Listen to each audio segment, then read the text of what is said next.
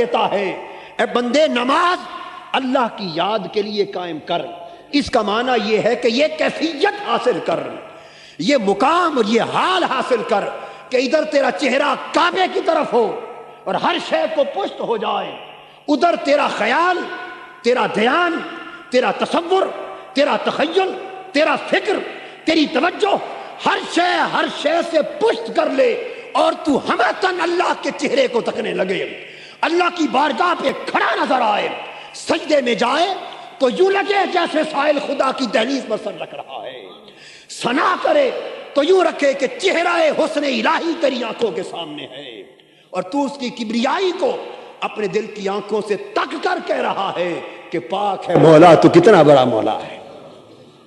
یہ کیفیت جب اس کے حسن کے جلوے بے نقاب ہو کر تیری آنکھوں کے سامنے آ جائیں اور تو حالت نماز میں قدم قدم پر خدا کی ثنا کرے تو تجھے لطف ثنا ملے، خدا کی حمد کرے تو لطف حمد ملے، تو بسم اللہ الرحمن الرحیم پڑھے، نماز کی طرف آئے تو معرفت کا دروازہ تجھ پر کھل جائے، الحمدللہ رب العالمین کہے، اللہ کی حمد و ثنا کے دروازے کھل جائیں، الرحمن الرحیم کہے، امید و رجا کے دروازے کھل جائیں، مالک یوم الدین کہے، خوف کے دروازے کھل جائیں، ایاک نعبد و ایاک نستعین کہے، اخلاص کے دروازے کھل جائیں، اہدنا الصراط المستقیم کہے، دعا کے دروازے کھل جائیں، انعمت علیہم کہے تو جنت میں داخلے اور ابرار سے شریک ہو کر اقتداء کے دروازے کھل جائیں۔ ادھر حالت نماز میں تیری زبان ہلتی رہے، تو آگے بڑھتا رہے، ادھر قرب الہی کی منزلیں طے ہوتی رہیں۔ تو جب نماز تجھے وہ کیفیت دے دے اور وہ کیفیت پھر نماز کے بعد بھی تیرے من میں قائم رہے، اتنی نہ صحیح پر کچھ مزہ تو قائم رہے نا۔ بھئی آپ پھل کھاتے ہیں، جو پھل آپ کو بہت پسند ہو تو پھل تو جتنی دیر کھایا پھر ختم ہو گیا، لیکن بولیے کہ اس کا ذائقہ اور مزہ کچھ دیر بعد تک قائم رہتا ہے یا نہیں رہتا؟ جی، کڑوی چیز کھائیں، کڑوی، سخت کڑوی چیز، تو وہ تو آپ نے 2 منٹ لگائے کھا لی، مگر اس کڑواہٹ کا اثر، ذائقہ کتنی دیر رہتا ہے نا۔ میٹھی چیز کھائیں، اچھی چیز کھائیں، خوش ذائقہ کھائیں تو ذائقہ کتنی دیر رہتا ہے۔ اب میں ایک نکتہ سمجھانا چاہتا ہوں، کڑواہٹ کا ذائقہ دیر تک رہا، میٹھی اور خوش ذائقہ چیز کا ذائقہ تھوڑی دیر تک رہا۔ اس سے کیا سمجھے آپ؟ اس کی بات سمجھانا یہ چاہتا ہوں کہ جو چیز اچھی نہ ہو، وہ اثر کر جائے تو دیر تک اثر رہتا ہے، اور اچھی ہو تو اس کا اثر آتا بھی مشکل سے ہے اور جاتا بھی آسانی سے ہے، تھوڑی دیر رہتا ہے پھر اثر بدل جاتا ہے، پھر اثر اگر بدی کریں گے تو اس کے اثرات آپ کو دیر تک سیاہ کر دیں گے، ایک بدی سے اثرات دیر تک آپ کو سیاہ کر دیں گے، قلب و باطن کو، روح کو دیر تک نقصان پہنچائیں گے۔ نیکی کریں گے تو اس کے اثرات تھوڑی دیر تک آپ کو فائدہ دیں گے۔ تو پھر کیا ہوگا اگر آپ چاہیں کہ وہ اثر اور وہ ذائقہ قائم رہے، تو جتنی دیر پہلی کڑواہٹ کا ذائقہ رہا تو دوبارہ کڑوی چیز کھانے کی کوئی ضرورت ہے پھر کڑواہٹ لینے کے لیے؟ تو جب اس کا ذائقہ ختم ہوا تو پھر کھائیں گے نا کڑوی چیز تاکہ پھر کڑواہٹ آئے۔ تو گویا ذائقہ زیادہ دیر رہا تو مطلب یہ ہوا کہ زیادہ وقفے کے بعد بھی آپ نے کڑوی چیز کھائی تو تب بھی ذائقہ اس کا مستقل قائم رہا۔ اور خوش ذائقہ پھل کھائیں اور چاہیں کہ ذائقہ پھل تو جتنی دیر کھایا مگر ذائقہ زیادہ رہے تو پھر بار بار کھانا ہوگا نا۔ تھوڑے تھوڑے وقفے کے بعد لوٹاتے رہیں گے کھانا تو ذائقہ کانسٹنٹ ہو جائے گا، مستقل ہو جائے گا۔ مطلب یہ ہوا کہ بدی ایک بار کر لیں گے تو دیر تک سیاہی رہے گی، نیکی ایک بار کر لیں گے تو اثر تھوڑی دیر رہے گا، اور چاہیں کہ اثر قائم رہے تو پلٹ پلٹ کر پھر نیکی کرنی پڑے گی۔ کچھ بات سمجھ آئی ہے یا نہیں؟ بار بار تھوڑے تھوڑے وقفے کے بعد نیکی کرنی پڑے گی۔ اللہ رب العزت نے نمازیں اس لیے 5 رکھی ہیں ایک دن میں کتنی؟ تاکہ ہر بار نماز کے ذریعے اللہ کے ذکر کا پھل آپ کو دیا جائے.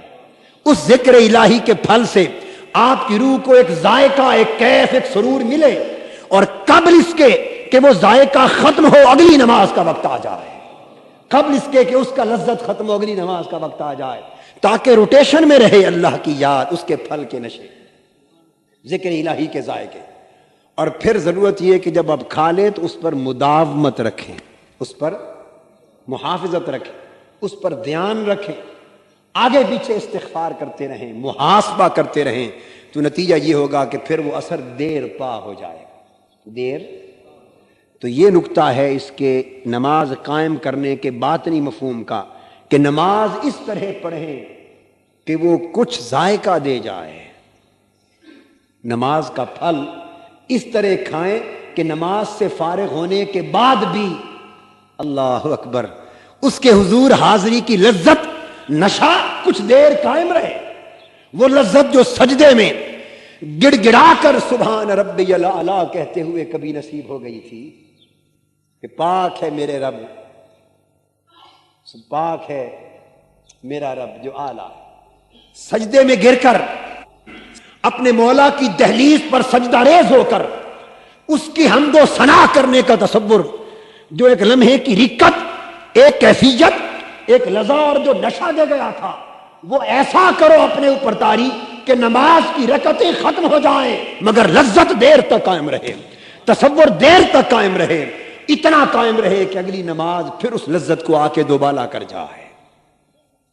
تو باطنی محافظت کا معنی یہ ہے کہ نماز یوں پڑھی جائے کہ رکعتیں ختم ہو جائیں پر نماز ختم نہ ہو، رکعتیں ختم ہو جائیں پر نماز ختم، نماز چلتی رہے، رکعتیں ختم ہو جائیں پر نماز چلتی رہے، نماز کے ارکان ختم ہو جائیں پر ذکر چلتا رہے،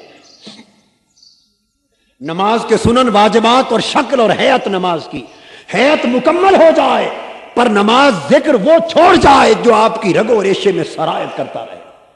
لذت ایسی وہ نماز آپ کے من میں اتار جائے کہ آپ مسجد سے نکلیں تب بھی نماز کی لذت اپنا اثر دیتی رہے. تو کچھ کھوئے رہیں اللہ کی یاد میں، من دل کھویا رہے. اگر یہ کیفیت آپ نے حالت نماز سے حاصل کر لی تو سمجھے کہ نماز کی باطنی محافظت نصیب ہو گئی.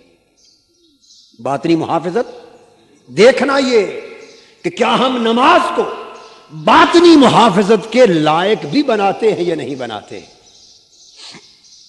ایک صحابی حضرت حنظلہ رضی اللہ تعالیٰ عنہ سیدنا صدیق اکبر رضی اللہ تعالیٰ عنہ کو ساتھ لے کر حضور علیہ الصلوۃ والسلام کی بارگاہ میں آئے.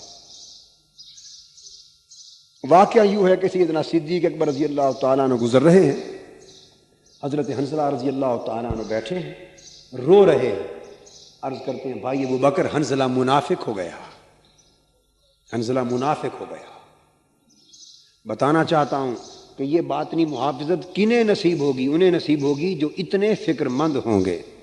ہمیں فکر بھی ہوئی کبھی کہ نماز پڑھی اور چلی گئی اور نماز کا اثر کچھ بھی نہ بچا، تو کبھی اس بات پہ ہمیں فکر لاحق ہوئی یارو ہم نے نماز سے حاصل کیا کیا؟ پڑھی اور کچھ بھی نہ ملا. تو کبھی اس پر سوچا بیٹھ کر، گریبان میں جھانک کر، کہ ہم نے تو نماز کو کچھ دینے والا بنایا ہوتا تو رکعتیں ختم ہو جاتی پر نماز چلتی رہتی. جو فکر مند ہوتے ہیں، جنہیں تشویش لاحق ہوتی، وہ نصیب والے بنتے.